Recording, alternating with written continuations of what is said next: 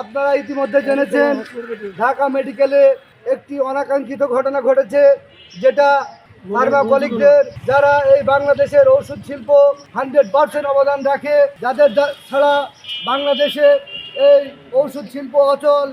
একটা ঘন্টা যদি এই ওষুধ শিল্প বন্ধ রাখা হয়, সারা বাংলাদেশের হাজার হাজার আপামর জনতা, আবাল বৃদ্ধ বনিতা সবাই হচ্ছে না খেয়ে মরবে এবং মৃত্যুর সাথে পাঞ্জা লড়বে। অথচ এই ওষুধ কোম্পানিদের রিপ্রেজেন্টেটিভদের দালাল আখ্যায়িত করা হয়েছে। এটা একটা, আমি মনে করি, সারা এক মহলের, এক আমলা মহলের, এক সরকারি মহলের হোক, যে কোনো মহল থেকে একটা বড় ধরনের চক্রান্ত। এই চক্রান্ত, এটা একটা ন্যাক্কারজনক ঘটনা আমি মনে করি। এই ষড়যন্ত্র রুখে দিতে আমরা সারা বাংলাদেশের ফারিয়া এক হয়ে ইনশাল্লাহ এর মোকাবেলা করব। আপনারা জানেন, যদি ওষুধ শিল্প একদিনের জন্য এই রিপ্রেজেন্টেটিভ হরতাল ডাকে, ডেলিভারি বন্ধ করে দেওয়া হয়, সারা বাংলাদেশ স্বাস্থ্য খাত অচল হয়ে পড়বে। কিন্তু আমরা সেটা চাই না।